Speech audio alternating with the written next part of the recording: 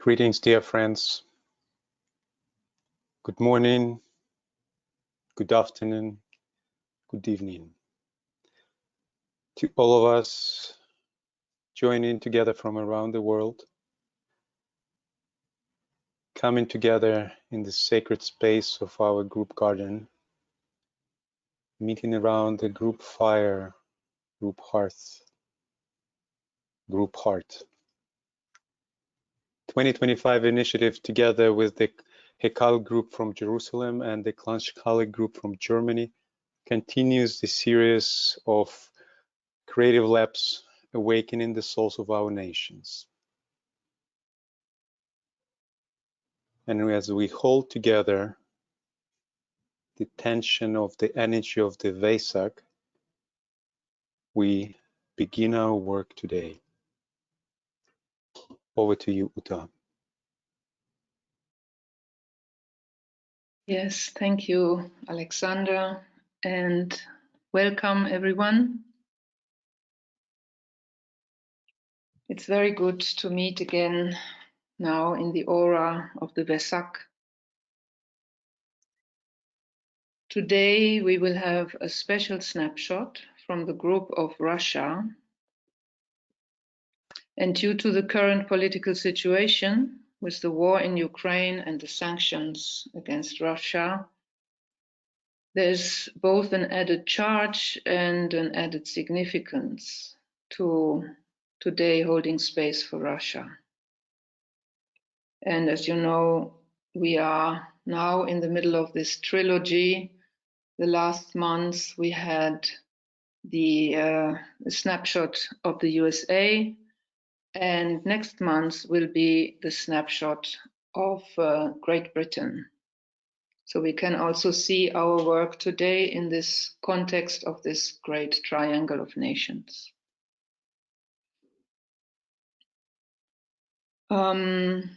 Since most of us in this lab are from the Western world, some of what we will hear today may be quite unfamiliar to our ears. To accommodate this stretch, we have decided to give more space to this snapshot than we usually do, and dividing it into two parts. The first part will look at Russia's personality and soul, and the second part will address Russia's interaction with the other nations in the past, the recent past, and up until today. So we will first start with a meditation, preparing ourselves for this peak beyond the Western world, and building on the silent unifying space which is being held by the esoteric community over these Wesak days. So let us prepare for meditation.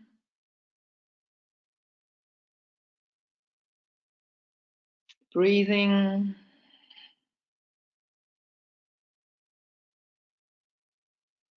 Standing consciously in the energy of Wesak.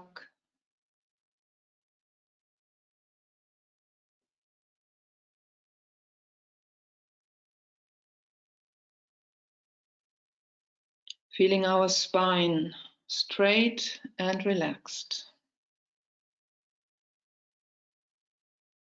From bottom to top.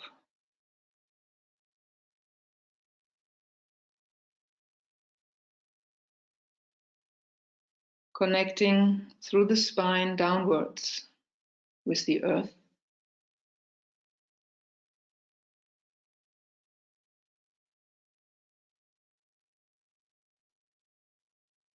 Grounding.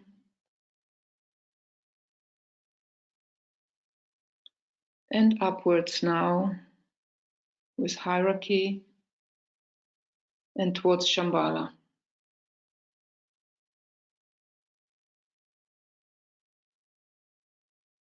Fully present, poised and focused.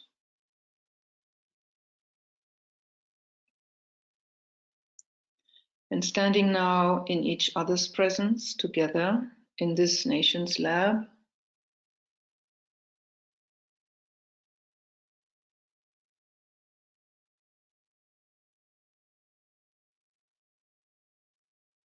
sensing this field that has been built over so many meetings already.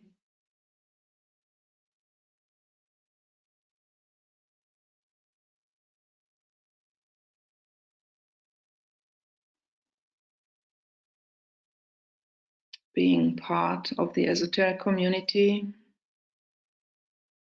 and part of the wider group of world workers.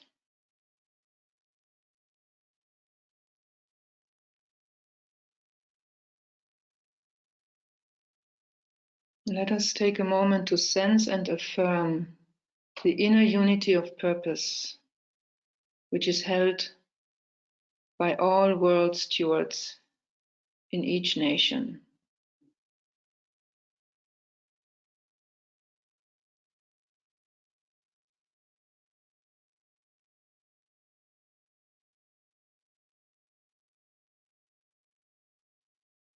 We are one united inner movement, working out through the different outer groups in the different nations.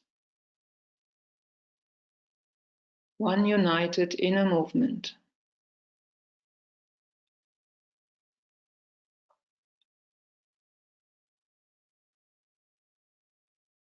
Standing now as a representative of our own nation.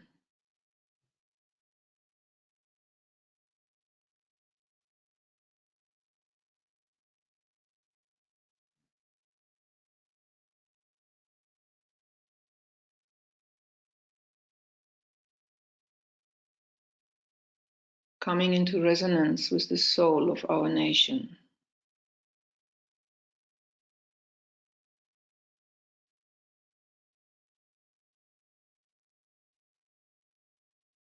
Sounding forth its note into the chorus of nations.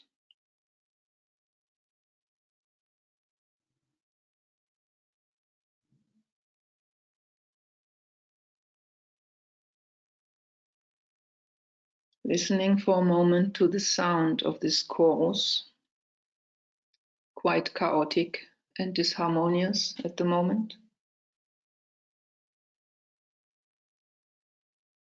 And as we steadfastly hold the soul notes of our nations, each one of our own nation, radiating it forth. Let us imagine more and more voices swinging into resonance with these soul notes.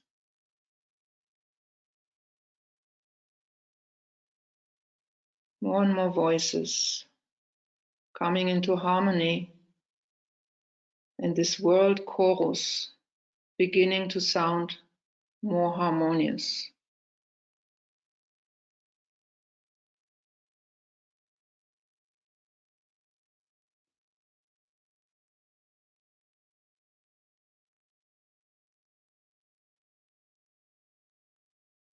And see if we can discern the soul notes of the three great nations, USA, Russia, and Great Britain.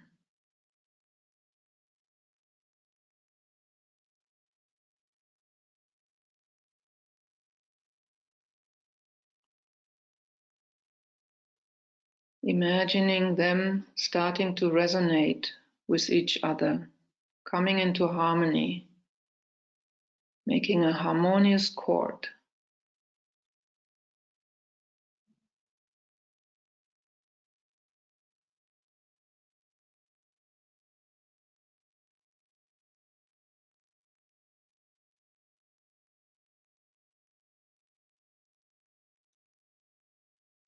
Imagining all the other soul nations, sounds complementing, coming into this harmony.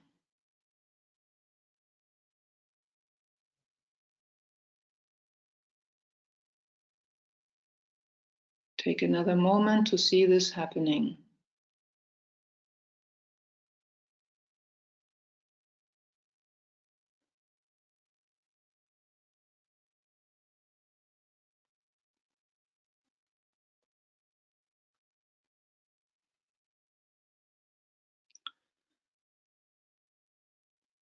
Okay. Now let's see if we can hold this wide space, and holding a silent space for the note of the Russian nation now. It will be sounded by our Russian group and presented by Denise Orlov. Over to you, Denise.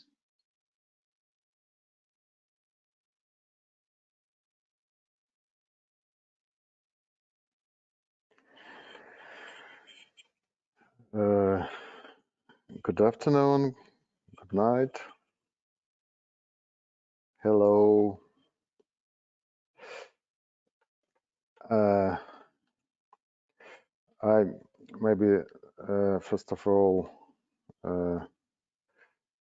take some words about our Russian group. Literally few words. Our group is the core of the Russian Goodwill Service Foundation, which since 2016 unites those who are deeply immersed in the teachings of timeless wisdom, but also ready for rhythmic group work, including on the external plan. For almost 7 years, we have been conducting webinars on full moons and new moons, gently exploring current trends and problems of humanity. We also translate and publish some books and audiobooks, have held several international conferences during this time, and are working on a project in the field of occult education and esoteric training. And now our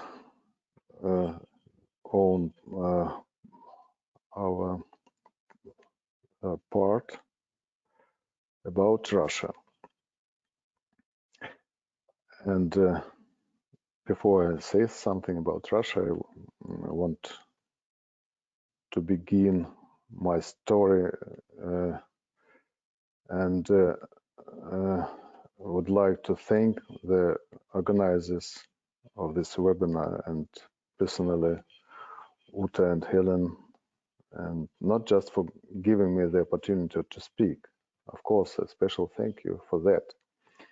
But if you knew how much time Uta and I had to work on this text to make it the way you will hear it today. After all, my English leaves a lot to be desired, and I think, like a Russian, I have a different way of my mental body. But I think we did it, and we definitely couldn't have done it without Helen's wise advice and help. So, thank you.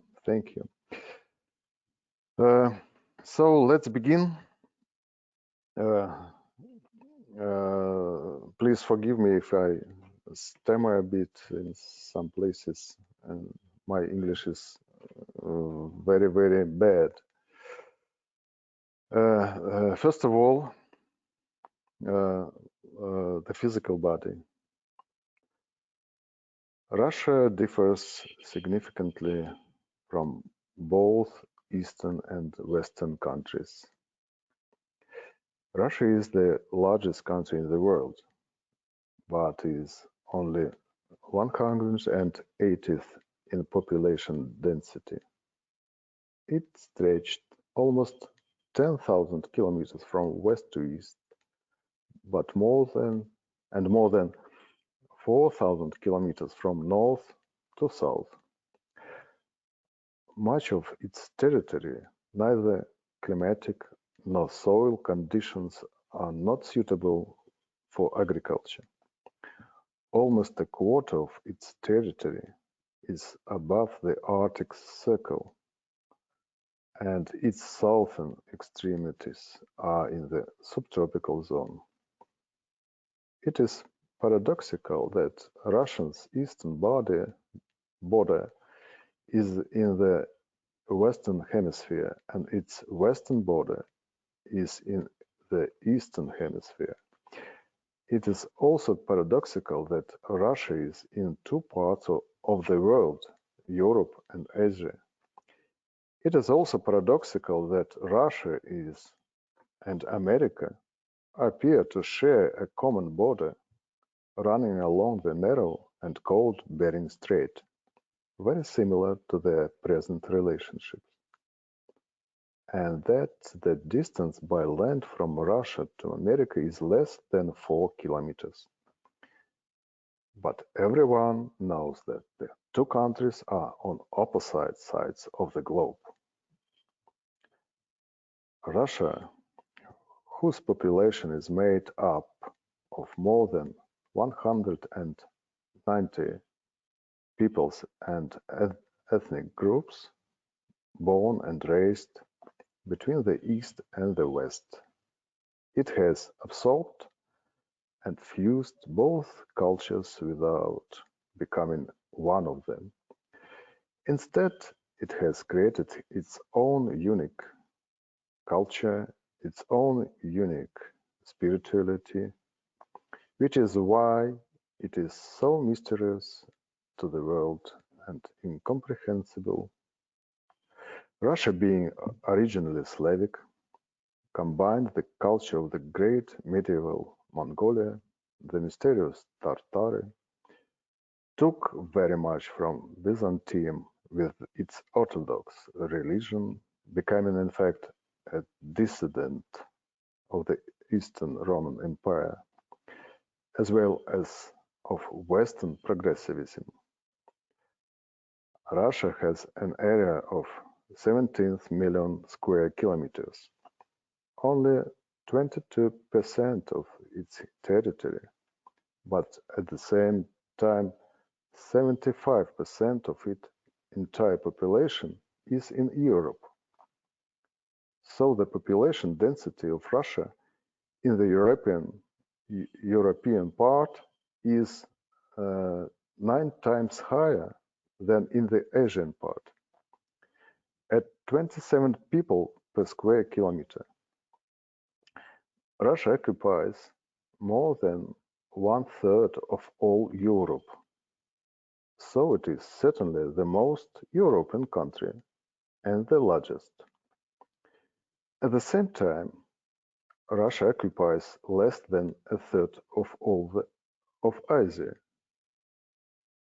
So even on this purely geographic indicator, Russia is more of European than an Asian country. It's interesting that the way the world thinks of Europe today is that it refers to the European Union and everything to the west of former Soviet Union, although, as we can see, the wording is objectively incorrect.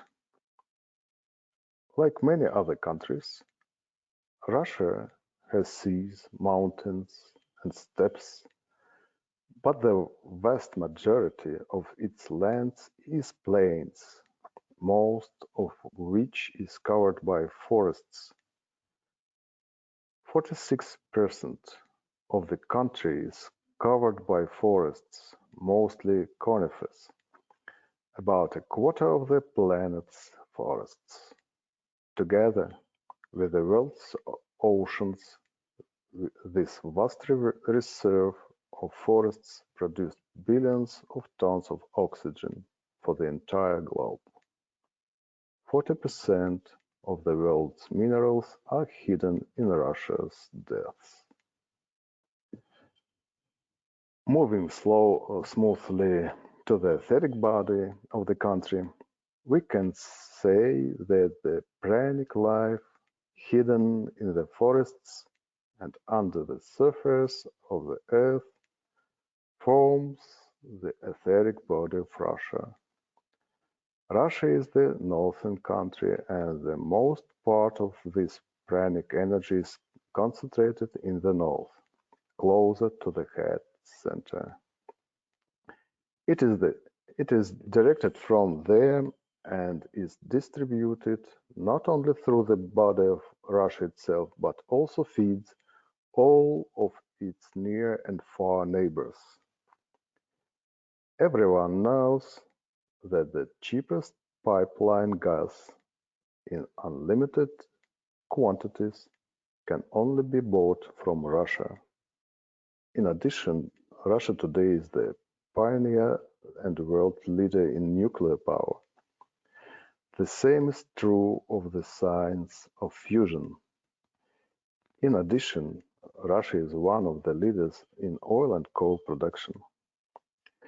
Thus, Russia today is a supplier of all kinds of energy to the entire world. Russia is the only country in the world that supplies mankind with all kinds of energy at once. Russia today is, in fact, the world's high-tech energy center, ready to supply energy to the world at the lowest cost. And now, astral body. Let us begin with religion. The emotional character of a nation can be said to be largely determined by its religion. In essence, Orthodox Christianity is the original apostolic religion given to the followers of Christ at the beginning of our era. The conservatism of Orthodoxy has left its imprint on the character of the Russian people. It really is on a subconscious level indifferent to novelty introduced into the three worlds of human evolution. However, here lies the most important paradox of the Russian emotional nature. Russian conservatism turns out to be only an out shell. Behind it, there is a living essence, a divine life, which is constantly in search of the perfect form and its gradual construction on the inner plane. This rich inner process is going on undetected, while outwardly nothing changes. Then, when a trigger emerges, the form changes suddenly and radically, taking the shape of a preconstructed archetype. A revolution takes place. In 1917, for example, Russia became the world's first socialist state, changing everything in its life, everything that could be changed. It caused her the death of many millions of forms. Domestic life took so long to build the right archetype that Russia went from being a monarchical state to a socialist state, practically bypassing the stage of bourgeois social structure. She became a pioneer, ahead of her time, trying out this experiment on herself at the cost of her own health and material well-being. The same situation is happening today as it did a century ago. The inner essence of Russia is concentrating and accumulating experience, inwardly constructing a new archetype of form. Outwardly it seems to be frozen, but this means that intense work is going on inside, and the form is already ready for manifestation. In the coming months and years, we will see her with our own eyes, and from all indications, she will show the world an example of right human relationships. Another emotional trait of Russia is modesty. Today, there is much talk in the world about Russian oligarchs and criminals. and they do exist as a small minority, like everything else, everywhere else. However, only a very limited number of Russians are naturally attracted to affluence, the sweet life, and free-spirited behavior. The vast majority of Russians are modest and ascetic. This is a quality of the soul, which manifests itself through the astral body. The Russian psyche is aligned to the world of Western prosperity and comfort. Many people simply refuse money because they think it will only spoil their lives. We could list a few more qualities: sacrifice and dedication, forbearance and patience, accommodation. This is not the same as Western tolerance, it goes deeper. One more characteristic of the Russian nation is its keen sense of justice. All these characteristics are actually soul qualities, manifested through the astral body of the nation. It is the national soul beginning to manifest on the objective plane of the three worlds of human life. Now, the mental body. The Russian mind is very strong, but this is indicated by the numerous scientific discoveries that Russia has brought to the world at various times and still brings to this day. However, the Russian mind is different from the Western mind. It is not a practical mind, but an analytical and exploratory one. One would assume that this mind has the nature of the fifth ray, but this is just an assumption. Russia has always been strong in the basic science and lagged behind in the applied science.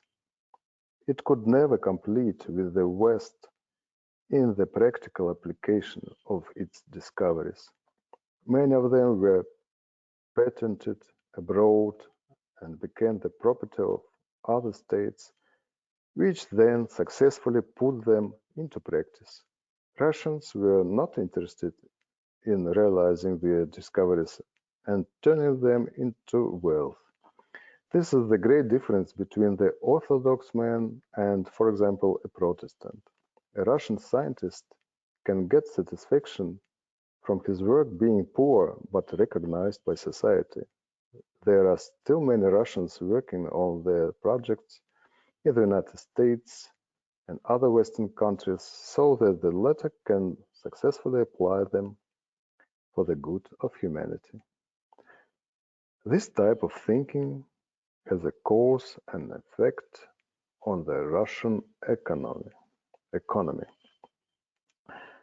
And the overly bureaucratic state, which for hundreds of years has never been able to properly connect science and the practice of life in the three worlds, that has always played its role. Russia in Soviet times was the first in the world in melting iron and steel, but it could not sew simple, comfortable, and beautiful clothes for people. It was the first to fly into space, but the Russian cars were pathetic to look at. Although, what is there to be surprised about? After all, people were used to living an ascetic life. Let's move on to the personality of Russia. Everyone knows that Russia's personality ray is the sixth, and we will not dwell today on its esoteric aspect. Let us touch upon its objective manifestations. In the 1980s, Russia put its trust in the West, which promised to lead it along the bright path of capitalism to a happy future, and it relaxed. This is another Russian trait, gullibility. It happens to many people. When a partner you know promises to do something for you, you relax for a while, pay him money, and wait for him to do it. So it is with Russia. Today, right now, you can already see external changes. Russia is waking up and beginning to think it on its own again. Today, Russian science and culture are being reborn. I say start being reborn. Russian thought is being reborn. Today, Russian statehood is trying to break the centuries-old barrier, which is every way hindered the Russian multinational people from putting into practice powerful ideas, thought forms created by talented scientists, inventors, engineers. Of course, the influence of the West played a positive role as well. Let's see what comes of it. Interestingly, it so happens that the karma of the West today does not allow it to harm Russia. Hey, no matter what it does, everything goes to the Russian benefit. The more than 10,000 sanctions imposed on Russia today are more than anything else helping to consolidate society, creating a point of tension in it, and activating all the bodies of the nation's personality. The seizure of the oligarchs' assets is making the country's corrupt elites nationally oriented. Robbing Russia of $300 billion of its foreign currency reserves has set the momentum for shedding the colonial shackles of the global financial system. The disruption of cultural ties and the previously unforeseen information war was contributed to the revival of Russia's lost national culture and national ideology. Now let's talk about the Russian soul. We have already touched upon many soul qualities expressing through various bodies, especially through the astral body. The Russian soul is on the seventh ray, which correlates in an amazing way with the main seventh ray, which has been entering manifestation for 350 years, gradually replacing the sixth ray. The time of glory of this ray is near. Also, the ascendant of Russia correlates with the incoming new sign of Aquarius. We remember that Master Decay said that Russia will reach the peak of her power when the age of Aquarius blossoms. When this hour will come, we don't know, but Aquarius, the air sign, is associated with Buddha, and we are told with the birth of the sixth Buddhic race on Earth. Russia Astral Buddhic will be able to fully manifest all its spiritual potential in these energies. The Tibetan mentioned in his books that seventh ray of the soul only in Russia. Can we see its manifestation today? Can we say that the soul of Russia, unlike its personality, is already old and wise? To what extent does the personality of Russia grasp the demands of its soul? How responsive is it to it?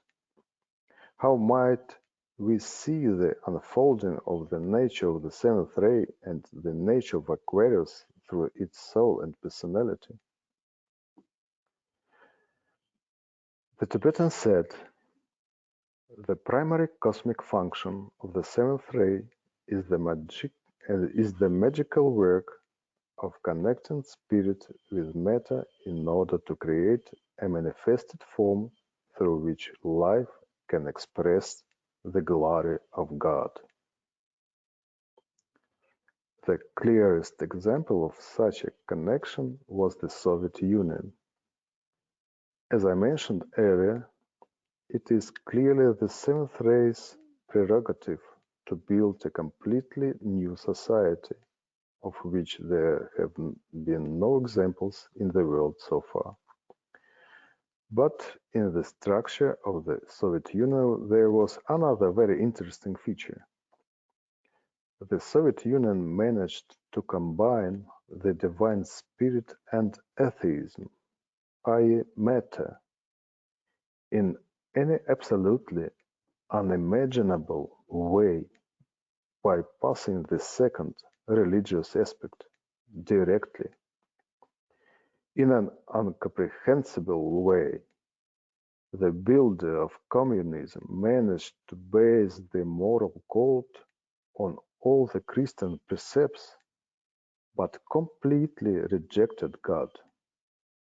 In addition to high moral qualities, the Soviet nurturing further strengthened the Russian people's already well-developed capacity for self-sacrifice and unselfishness, as well as the awareness of the priority of the group over the individual.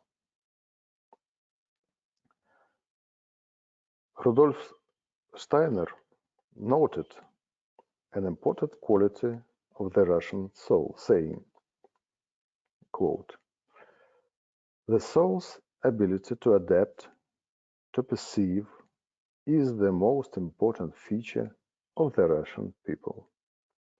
Indeed, intuitive perception and adaptation, together with the aforementioned traits of self-sacrifice and unselfishness, asceticism, modesty, and the ability of to be content with little, the unwillingness to use one's mind for the sake of enrichment, the divine anticipation of one mission, all these seem expressed qualities of Russian's soul.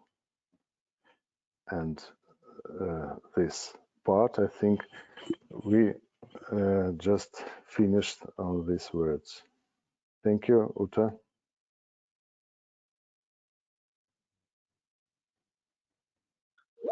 Yes, thank you, Denise.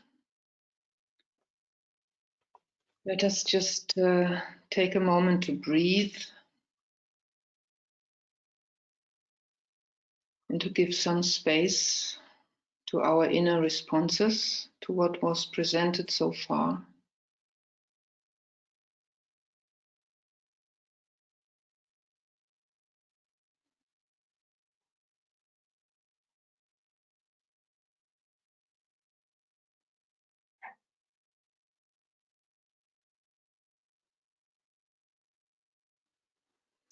Perhaps you can write down something for later sharing.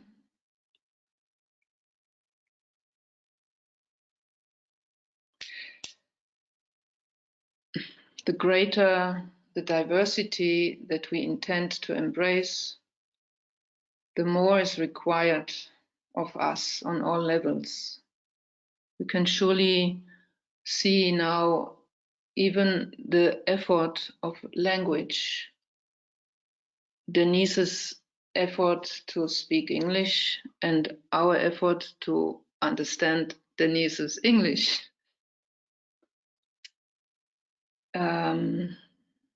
So a lot of patience goes into this work, in this process of embracing our diversity, our unity across this diversity,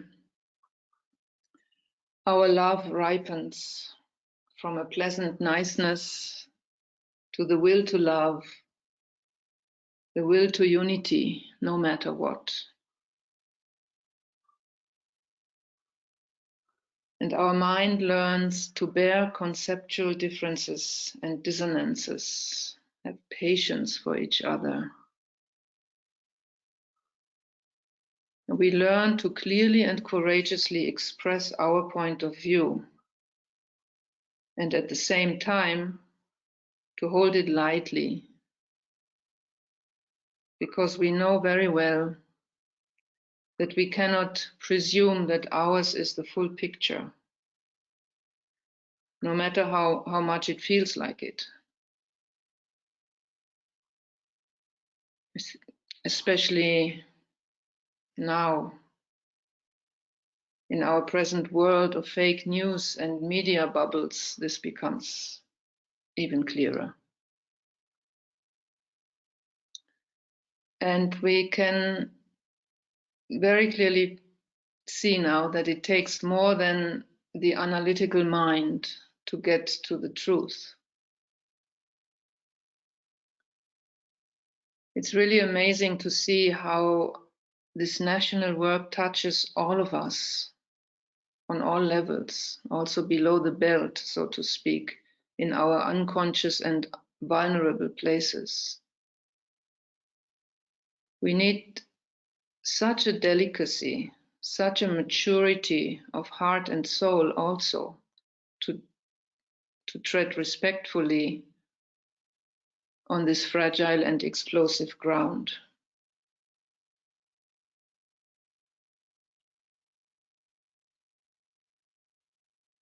So we can say that this national work really needs a balance and synthesis of truth and love, of mind and heart. Would like to share a little quote from my book on love and truth. Alexander, can you put the slide on?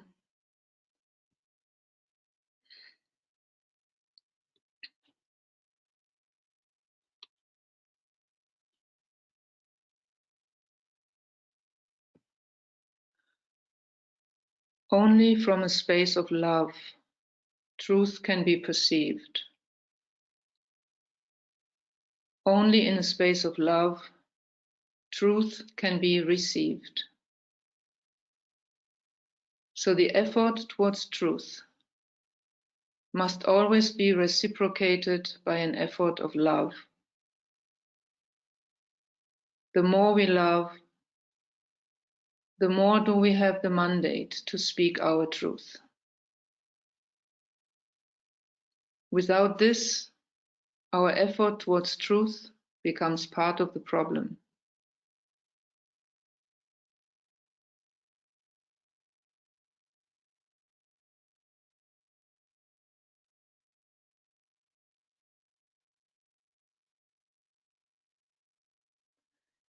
Yeah, let us take another moment to appreciate each other's effort to learn these skills and the determination of each of us to do this work together.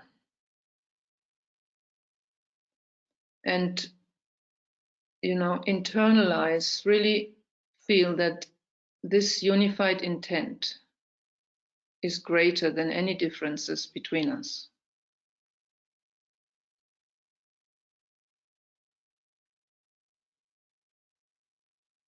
DK calls us to go beyond all these personal differences. He says this beautiful sentence: move on a pace. See truly with the opened eye of inner vision, with the heart resting in the center.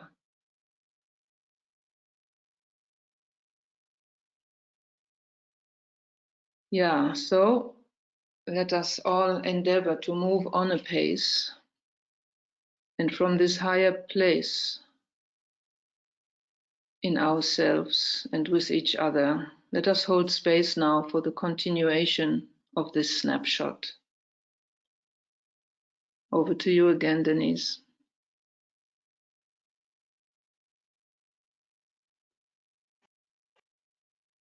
And now I pass the floor to Margarita, and she will continue. Маргарита, включите свой микрофон, пожалуйста.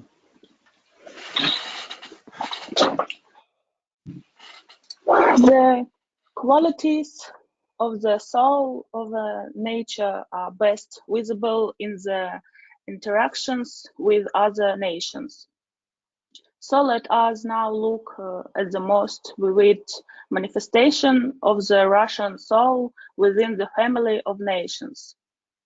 Let us now delve too deeply into history and describe a relationship too long ago, yet it is probably worth mentioning the most significant event of the 19th century, the liberation of Europe from Napoleon in 1812-1814. Russia did this without demanding anything in return. The French and, oddly enough, the British too were not very happy about this fact. Dissatisfied in Europe and Britain, they raised a wave of Russophobia, which has hardly disappeared since then. And now let us go through the 20th century with broad strokes.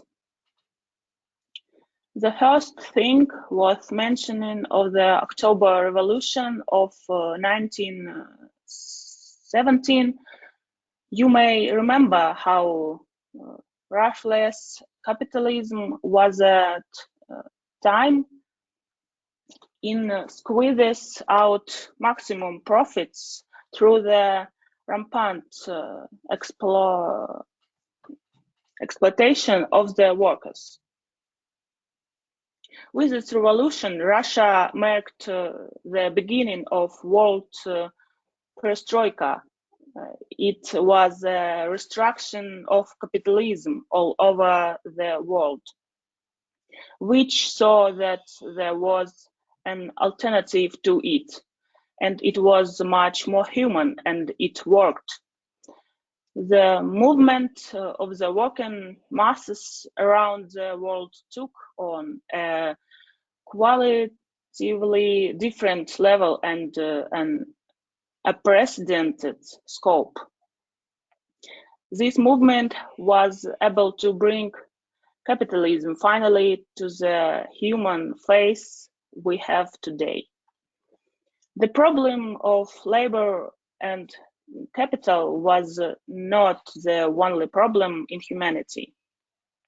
Many of you probably know that it was the USSR that most contributed to the movement to liberate the Western colonies, and after World War II, the colonies just fizzled out one by one.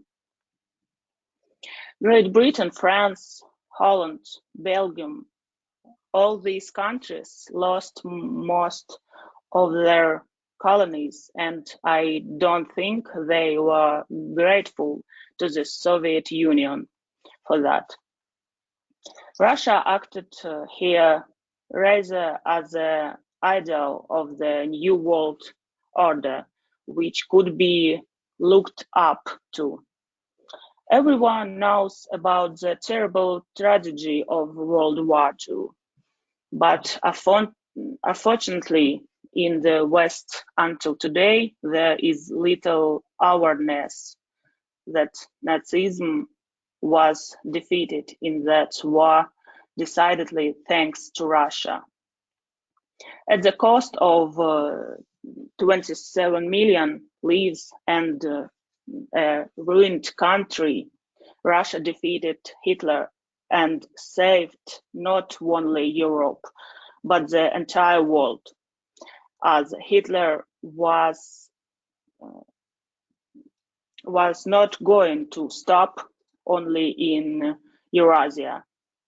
Following Hitler, Russia defeated the Japanese, thereby providing invaluable assistance to the United States, which had been unable to defeat Japan for several years before. Today, some nations are trying to forget Russia's achievement, the sacrifice for the sake of saving humanity from the force of evil, and rewrite history. In 2015, humanity was once again of the edge of a precipice. The world was then gripped by terrorism, and atheists, fighters, and warriors, varieties of Al-Qaeda were already ready to tear Syria apart to move further on to Europe and Central Asia. The whole world was horrified when the 16 countries of the Western coalition could not stop this evil. Worse, while these countries were at war with ISIS and it had tripled in size.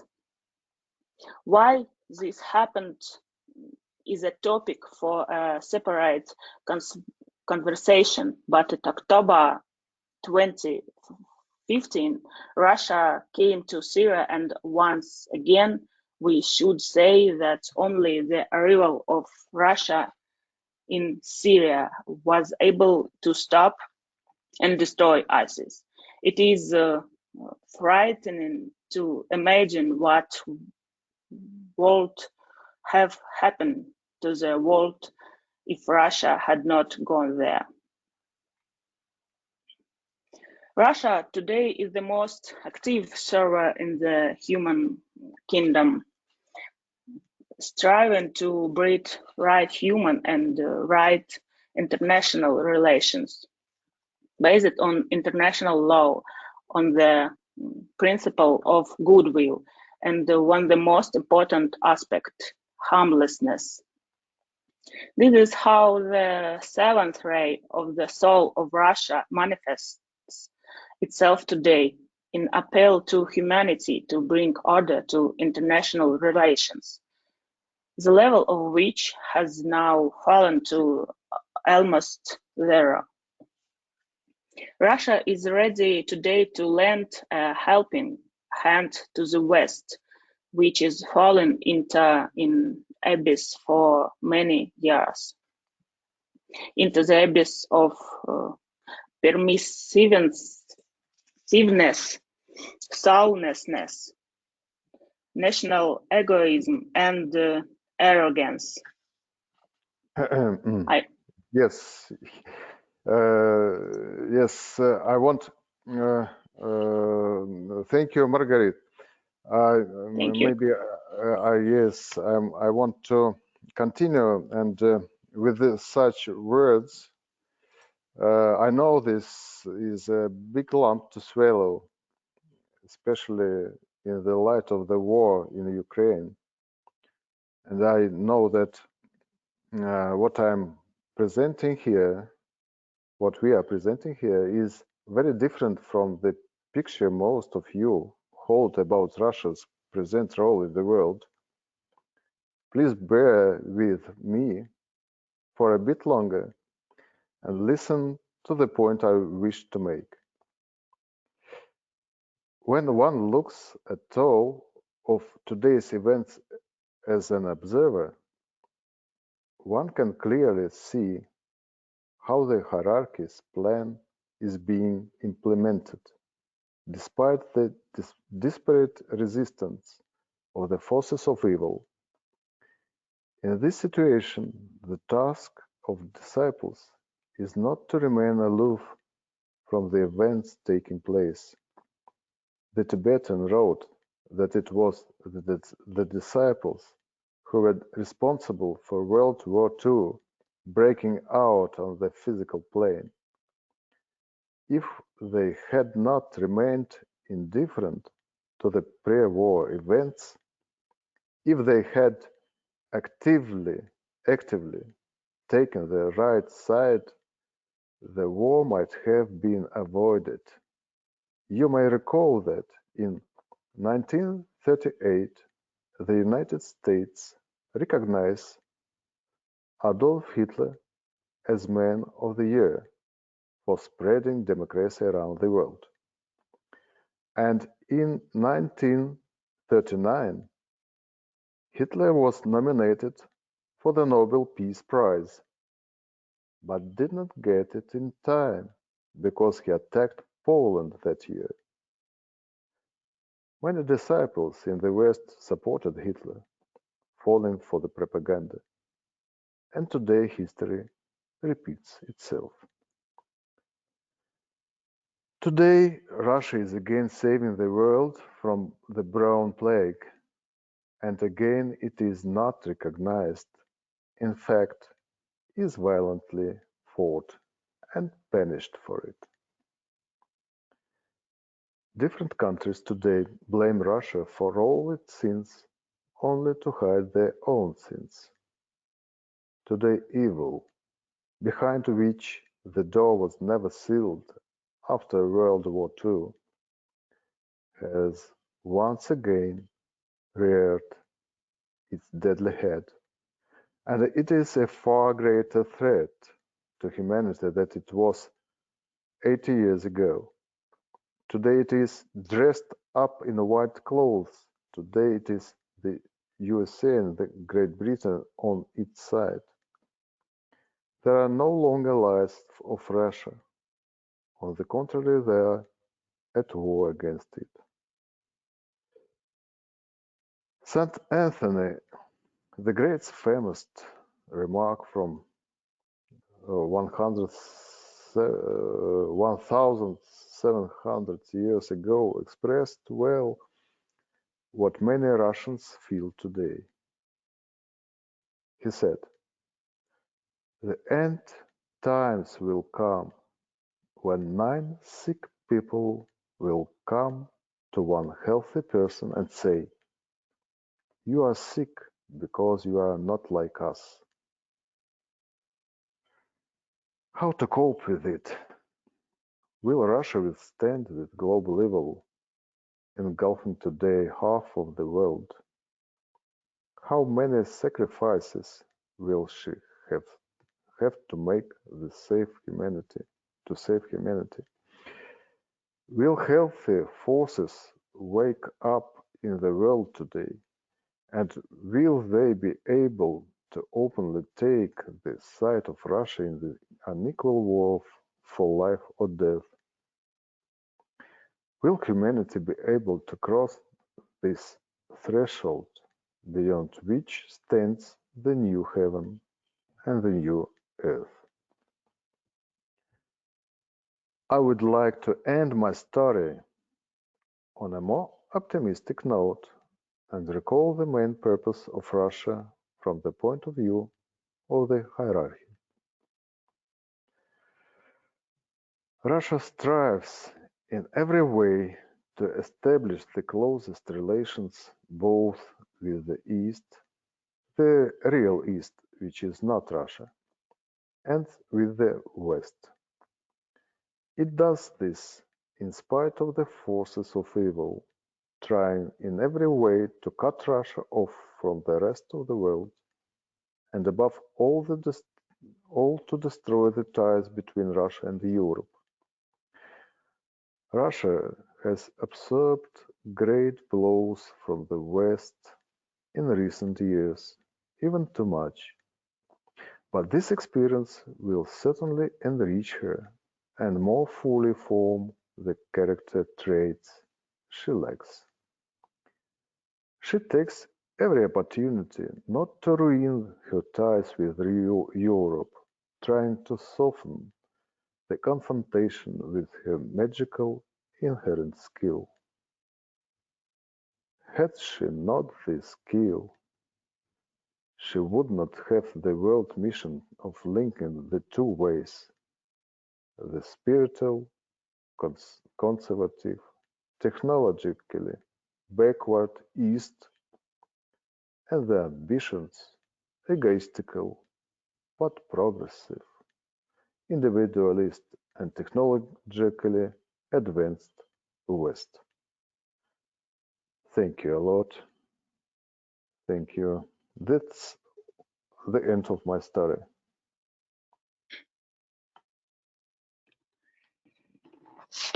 Thank you, Denise and Margarita. Let us take a moment of silence to let all these impressions settle in us. It's quite a handful.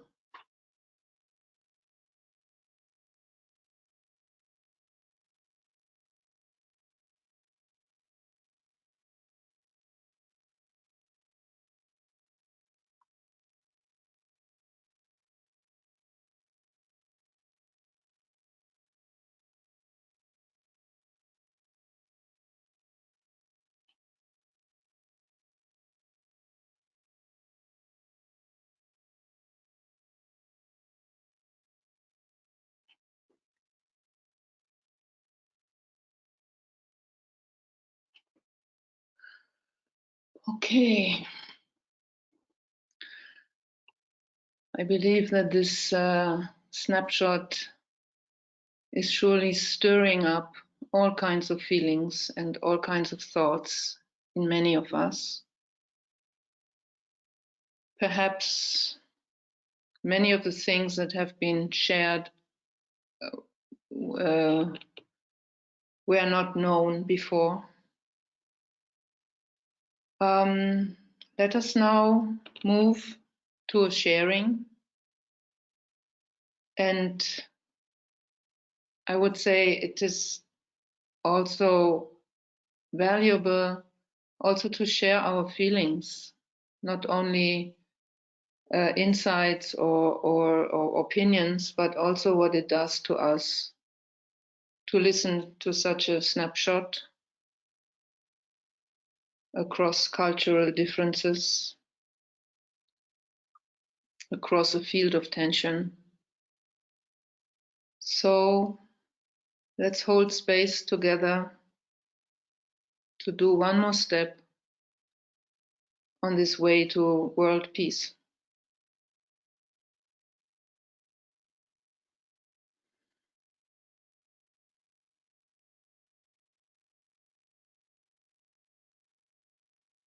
And please raise your hand, whoever would like to share.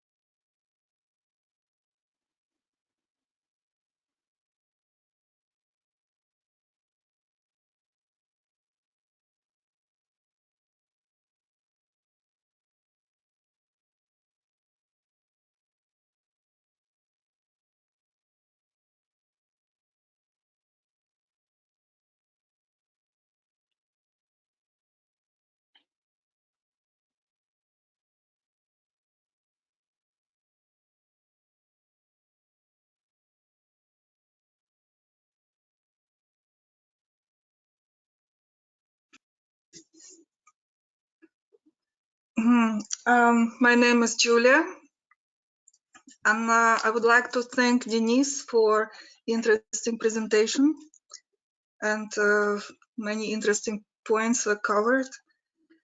And I have a small comment. It's about the seventh ray soul and sixth ray personality of Russia. Even after such detailed presentation, we still have a sense of mystery, I think, all of us, about Russia. and part of it may have something to do with a soul ray, which is a seventh ray soul. But what most of us probably don't know, that Russian history is one of the most obscured histories of Earth. There is literally not much known beyond the 1,000 years from now backwards. But this history goes all the way to Atlantis and maybe even beyond that. That history was obscured on purpose, I think starting probably from Ivan the Terrible times and definitely by Romanovs. And I really invite everybody to do some research into this, because history is very important in the redemption process. And at the moment we are in the redemption phase of Aquarius, where we are clearing the highways. And the seventh ray would certainly be very, very interesting in that sense. And especially I would like to draw attention to the point how seventh ray soul produced sixth ray personality in Russia. And I believe the clues are in that ancient obscured history, which we know just a little bit through the Russian fairy tales, which are very different from the European classic sort of stereotypical fairy tale. So that's what I wanted to add. Also, the fact that Russia is a home to around 190 ethnic groups, and which are not Slavic even, and there are all kinds of peoples populating this vast territory with all kinds of histories. So this is also very interesting, and the sum total of all these people is actually what Russia is, because Russia is not really an ethnos in the way that French are, or Germans, or Polish, any other. It's more like Americans. It's a aggregate of all kinds of different peoples and cultures, but they are all united by that very ancient history, which saw enormous states formed and unformed on this vast territory. Anyway, I think the interplay of seventh ray and sixth ray personality is very interesting in this regard and in relation to that history. And that's basically all I wanted to say. Thank you. Thanks a lot, Julia, for this very interesting sharing.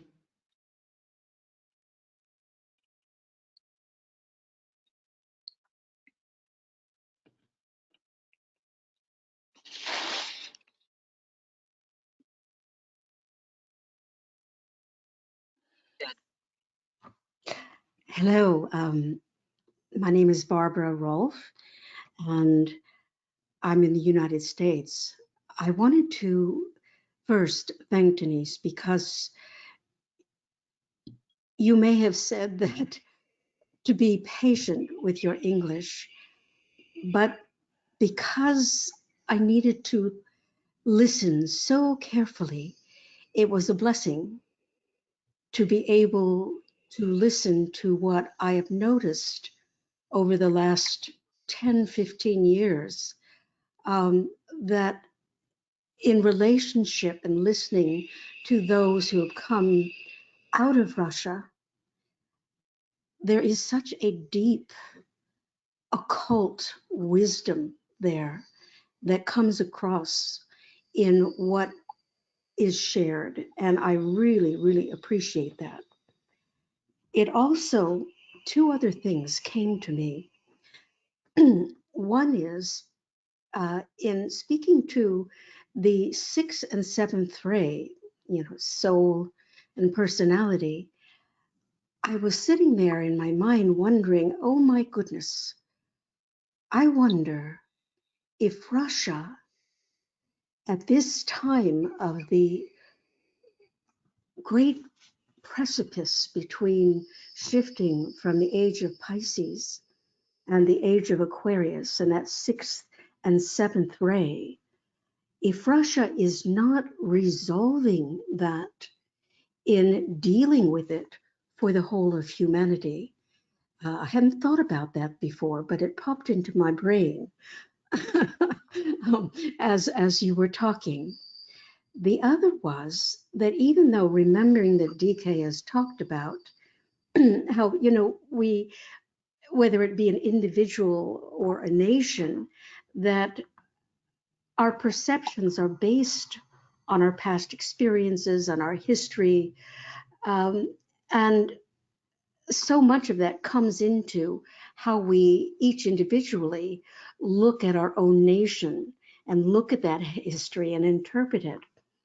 But as I look at the history that was being presented, I truly do see how Russia was a forerunner into expressing, manifesting, even if the energies were maybe misinterpreted in somehow or misappropriated in its application sometimes, it still was a forerunner in the idea of a one humanity, that unifying influence that you saw in socialism.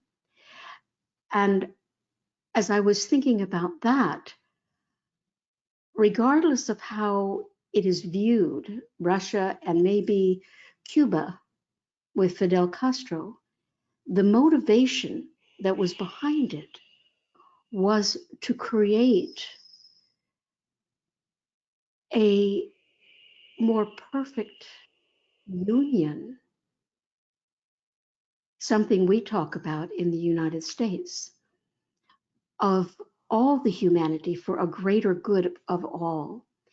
And again, as I said, even though it was maybe misapplied sometimes and acted out, not necessarily in what we think of as harmlessness, the motivation behind it was really spiritually motivated through the soul. And I very, very much appreciate listening to a history and how you looked at the etheric, astral, mental, and soul qualities, Russia. It was very informative and very helpful for me.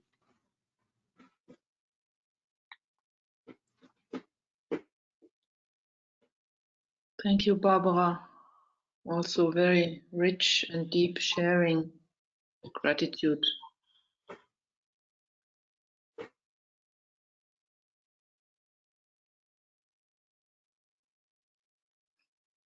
Lots to think about.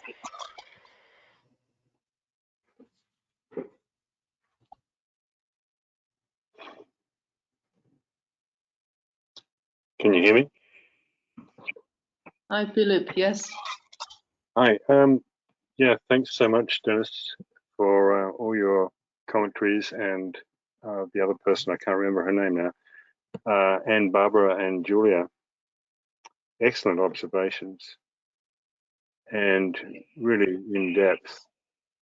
I just wanted to comment to Barbara's point about Russia working out the 6-ray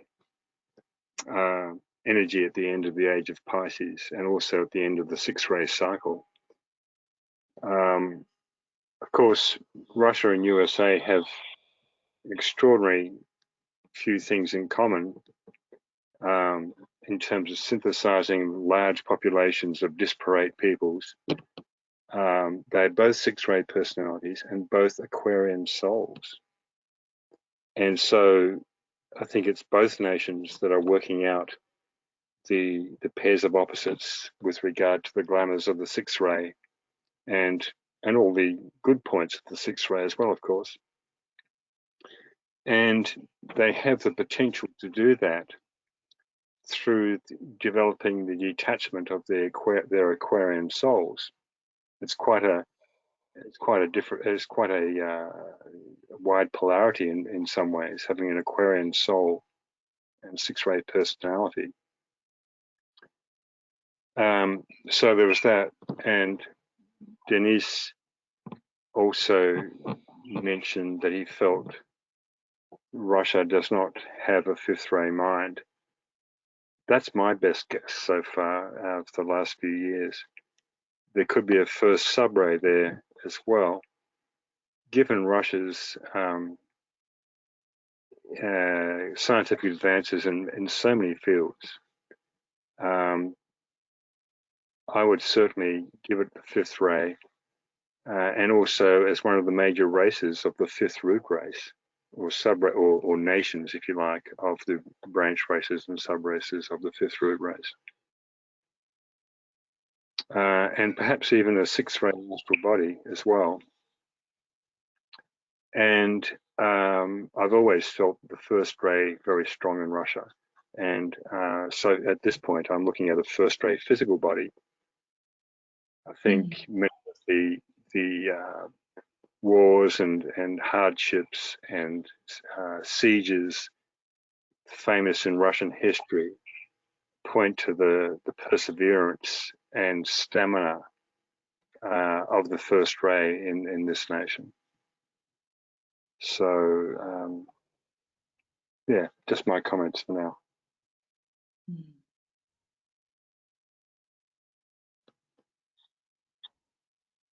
Thank you, Philip.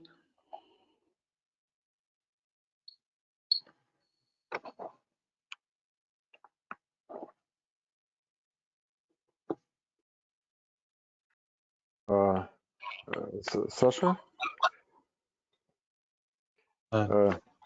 Yes. Could I say a few words to comment, Philip? In Russian maybe. Саш, переведешь? Я так понял, что Филипп сказал, что я сказал, что не пятый луч, да? То есть не пятый, да? Denis asked me to translate for him. If he understood you correctly, Philip, you said that it's not the fifth ray of the mental body. То есть я, наверное, не совсем правильно выразился. То есть я действительно предполагаю, что луч ума России пятый. It's probably I didn't express myself clearly. We do think that it's the fifth ray of the mental body for Russia. That's my current hypothesis. Is that what Denis meant? Yes, that's what he says now. Yes. Okay. Thanks. Thanks. Так что у нас мнения совпадают с Филиппом по этому поводу. So our impressions coincide with yours, Philip. Okay. А первый луч, может быть, проявляется через седьмой, так как эти лучи родственные находятся на одной линии и на какой-то эволюционной стадии они уже как бы начинают коррелировать между собой. And the first ray that you mentioned, probably it's reflections of the seventh ray. And as we know, first and seventh ray, they correlated in a certain stage of evolutionary development. It might be expressed as the first ray. Yeah, and an excellent combination for bringing spirit into matter. Yes. Yes, thank you.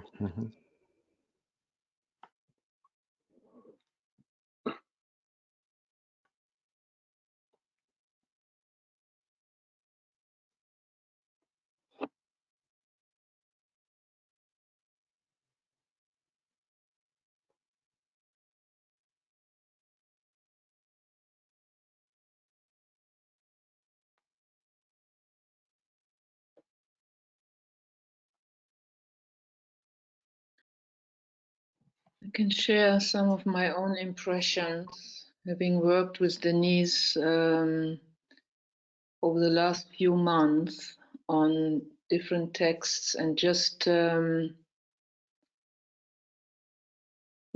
communicating ideas. For me, it was really eye-opening to hear a Russian informed perspective on different things that I wasn't aware as being here in the West.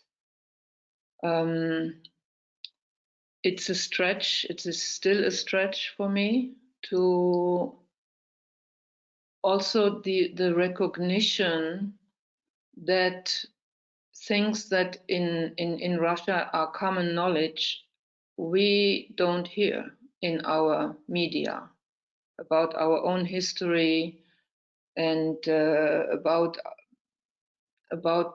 even also about present time politics. So for me, as challenging as it is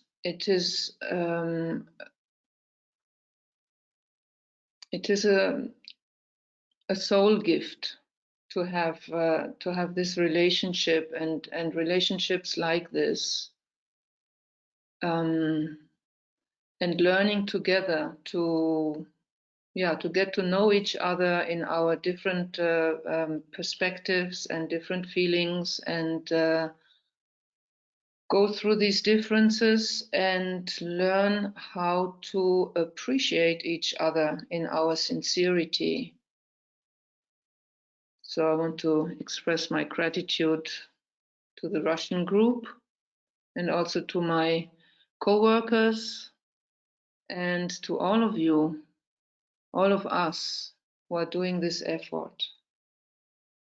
Seems to me of a very high value, especially at this time.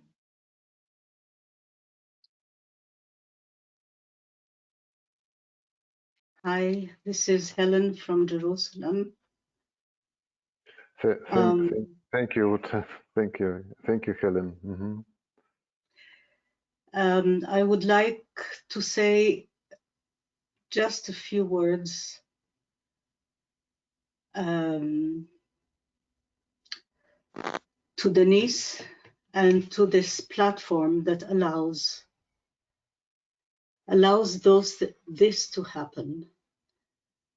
I feel so humble in my how do you say absolute non-knowledge of what is happening and of this vast world, and it's just such an opportunity, a lifetime opportunity for groups and for individuals to open those channels of communication and understanding and respect of this world. And most of it is hidden behind all those thought forms we are used to, and all our cultural conditioning. You just have no idea how grateful and how much I feel that I'm opening up. And so thank you and many blessings.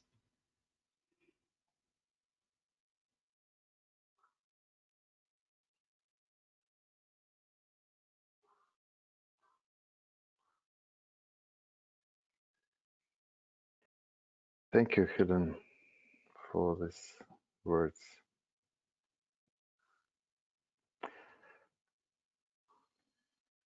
I see there are many hands raised now.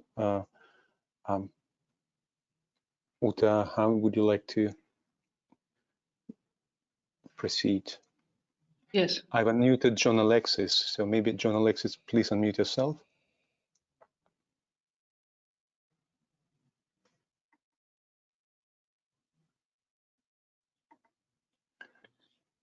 John Alexis, you are unmuted now, and please unmute yourself.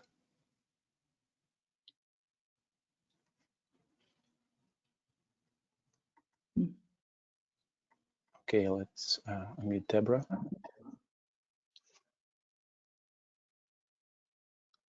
Hello? Yes, Deborah, hi. Hi.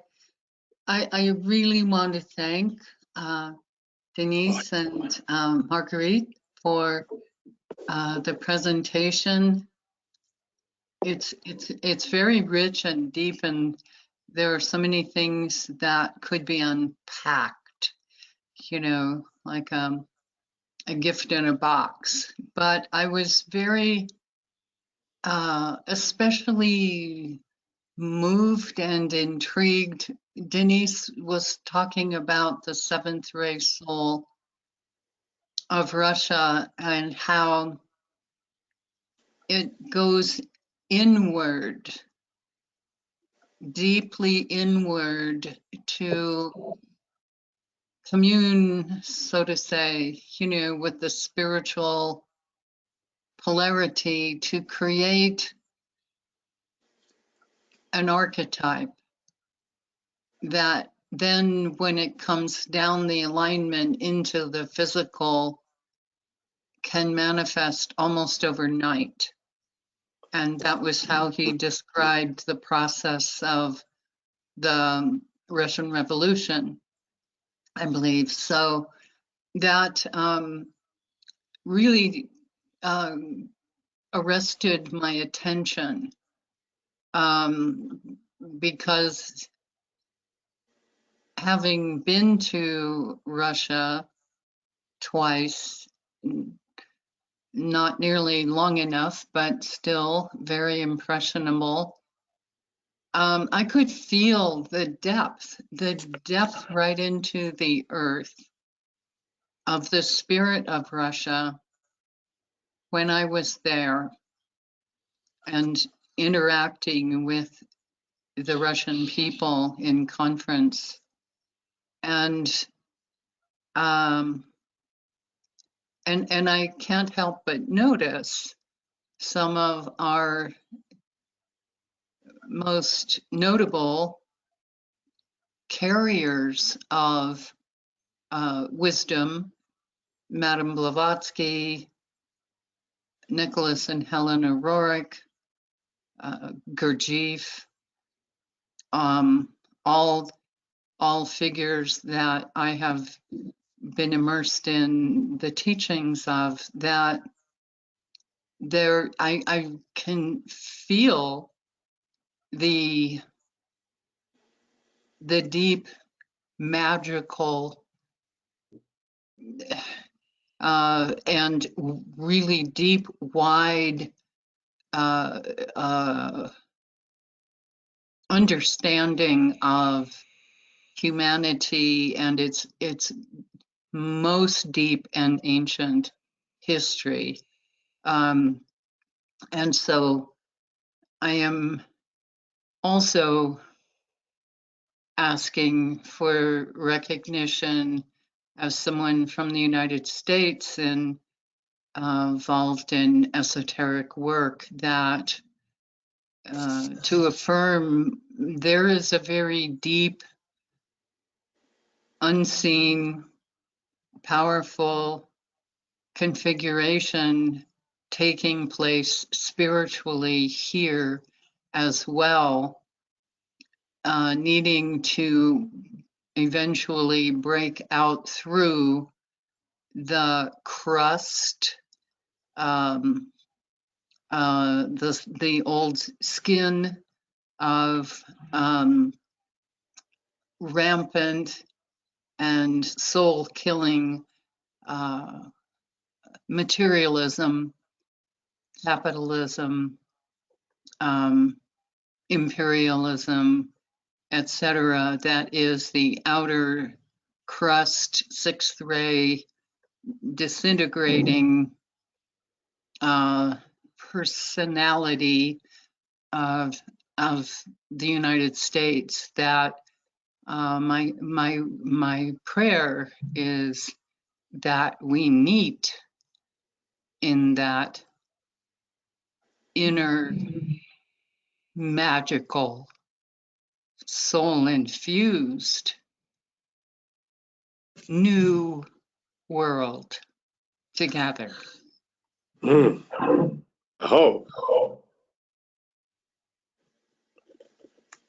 Wow.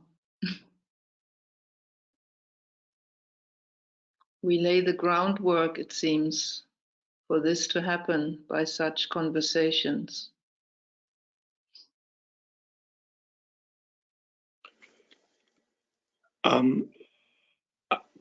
I appear to be unmuted now. Am I heard? I think so. Yes. I can't tell you how honored I feel to be here today and to hear everything that has been so deeply shared. And I figure it must meant to be, as I found out from Alexander about this meeting 10 minutes before it started. And timing is everything. So I came right in. And I want to particularly build on what the last two people said about our joining in here all together. And I hope what I say will be heard with the appreciation that I have a Russian mother born in Moscow. I grew up with Russian fairy tales and been to Russia a number of times. Most recently, curiously enough, on the winter solstice of 1991, when I was called to do ceremony behind St. Basil's at Red Square, sensing that a time of deep darkness, was coming for Russia, and to pray to hold the light during that time of darkness. And in fact, the day I left the country, there was no more USSR. And I think if we're going to do what the last speaker mentioned, let us all together find that inner place that is breaking through the various crusts. We're really going to have to move beyond projection of stereotypes, whether it's the obvious US or Western projections of stereotypes onto Russia and the great history of Russia and the Russian soul, but also vice versa. We have to go beyond beating dead horses, to justify our own points of view. And what comes to me, maybe I'll limit what I have to say to this. For us to be able to do what we're talking about together in love and respect, we must together deal with the national shadow of each of our nations. That there's another side to all of this. It's very hard to look at, and it's dealing with the shadow in ourselves as individuals, but also dealing with national shadows. And it seems to me it's a big test for the US and Russia, both today, beyond these stereotypes they're throwing at each other, to move into their shadows and you make it across this precipice. And it's a precipice that in many ways is being triggered by, what do I want to say, a kind of inner fascism that we need to look at in ourselves and in our own countries, and having compassion for ourselves and our own national shadow and personal shadow, all of compassion for the others, and that we travel not alone. We all are in this together. I love that quote, that the truth becomes part of the problem if there isn't love in it. And especially what I'm seeing here today, we really need a lot more love, a lot more respect. And if I put anything on the table, it's to invite us to begin to look in ourselves and in our nations, and then together at our national shadows, so that we can indeed move through this hourglass into the opportunity that we're presented. And again, I can't believe how fortunate I am to be with you today. Thank you, Alexander. Thank you, John Alexis. Very well put. This shadow work that is waiting to be done, this crust that is waiting to be worked through, and we can help each other when we indeed can hold together a field of trust and love. Then we can really help each other to work through this crust, because it's in this meeting of different crusts, the friction between the different crusts, that we at all become aware of our own crust. And if there is then compassion, then we can in each other's presence and in each other's love, we can work it through rather quickly at this time of transition. Oh,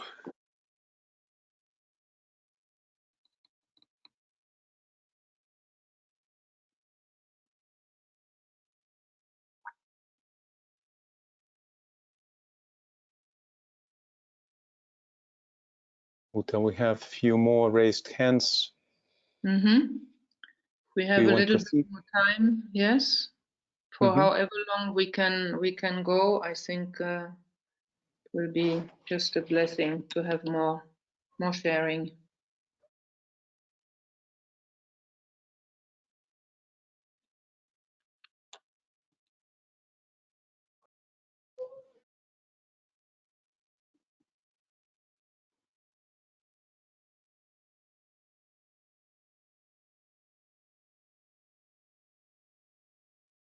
Hello, everyone. Yes, it's. I'm sorry, I just it's cutting off, and I need to step out of translation room. Thank you so much. It is really deep. It's a long and deep journey within and observation of what is going on. And when we talk about the seventh ray soul and sixth ray personality, to me, it's, since I am Russian, born and raised, I moved to the US 20-some years ago. It is interesting to see how this is truly a very hard combination, because this is a hard ray soul and soft ray personality, quite mirroring the soft ray personality of the US, but then US is a second ray soul, so it's a little different access there to the soul energy. And when we talk about Russia, it is a totally different evolutionary process, I believe. The learning that the nation has to go through, the presence of spiritual values that were so hard to sustain through the really, really uneasy times. Given also the fact that the country was rural, 80% rural before the revolution, and after it became 20% rural, which is a huge change in the quality of life. So, and it's interesting to me to realize that certain spiritual values cannot be just removed. And if there is a wrongdoing, and if there's a wrong position, there'll be very serious recognition of that and reflection,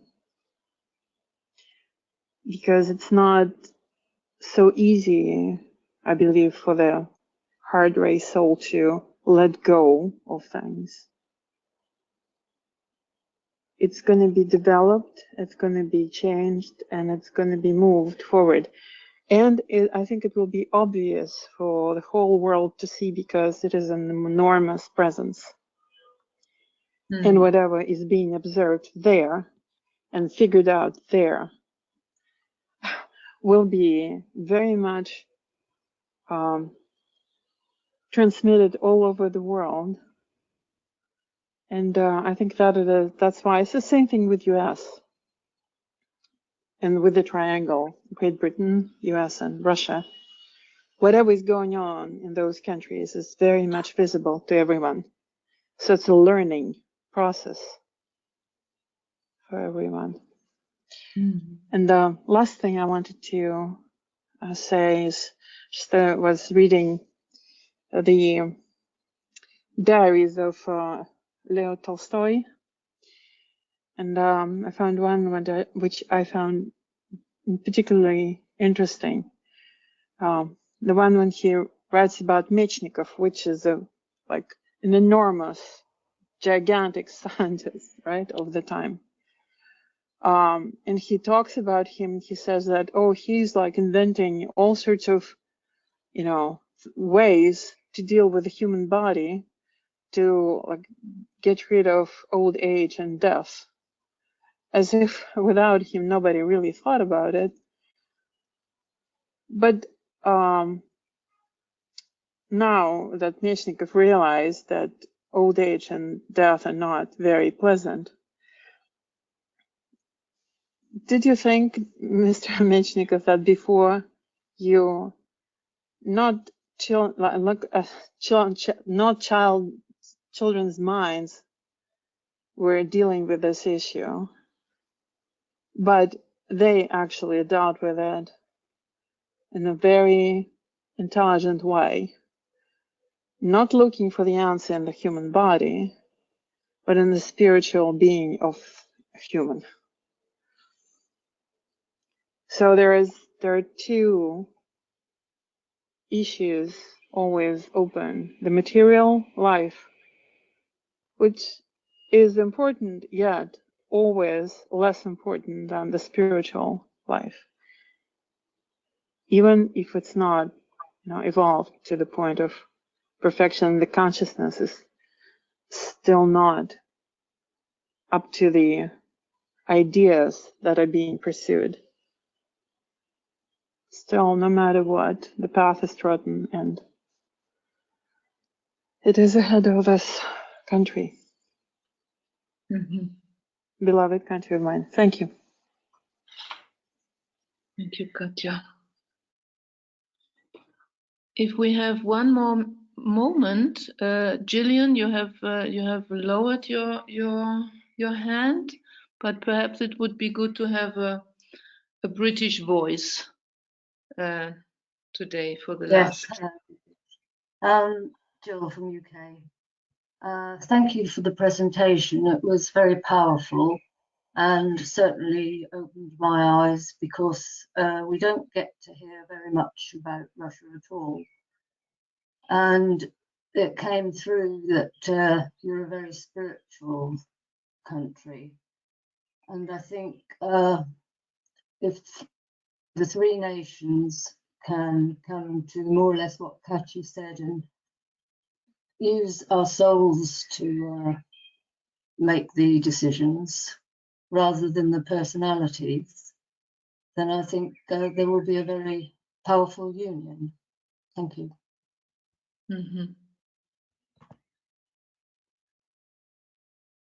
Yes, thank you, Gillian, for this note. We have to come to the end. Denise, you wanted to share your email address for anyone who would like to have more information or to explore further together. Perhaps you can put it in the chat. Okay. I'll just a moment. How to put it? I don't know. Where is chat? The last point in this panel, in this control panel. Денис, в самом низу должно сейчас высветиться для тебя. Я просто его убрал, чтобы посмотреть список присутствующих. Вот у меня есть search. Это не туда, да? То есть это не чат. Нет. Вот вижу. Chat. Вот, вижу, да. Okay, yes. So Denis found it, so he will put it now. Okay, Denis, you put it for the panelists and organizers only. I will put it for everyone now. I see.